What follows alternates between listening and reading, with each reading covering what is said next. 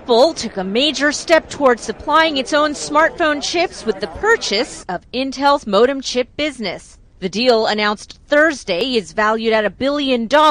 It's Apple's biggest acquisition since it bought Beats Electronics for over $3 billion in 2014.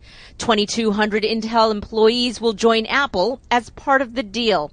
Reuters' Stephen Nellis. A modem chip is a big part of what makes your smartphone smart. Specifically, it connects your phone to the internet over wireless data networks like 3G, 4G, and 5G.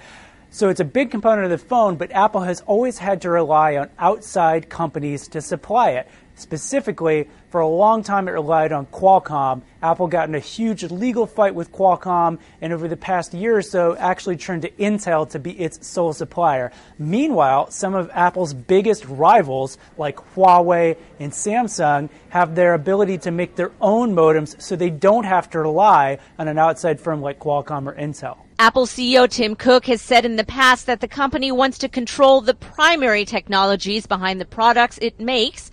And as the telecom industry heads into the 5G rollout, the stakes are getting higher. These modem chips are very difficult to engineer and take years to come up with, and Apple has a very aggressive goal. One industry source tells me that Apple plans to use the 5G modem from Qualcomm for its 2020 phones, but wants to have a working chip of its own as soon as 2021. Now, that might sound like a long time from now for regular folks, but for the people in this industry, they would tell you that's extremely ambitious and aggressive, and Apple is probably looking to put those Intel assets to use to try to get there. Still, Apple's relationship with Qualcomm won't end there. Apple has a years-long chip deal with Qualcomm, and one industry source told Reuters the iPhone maker is likely to continue using those chips in its flagship models, even if it phases in its own chips for lower-end and older models.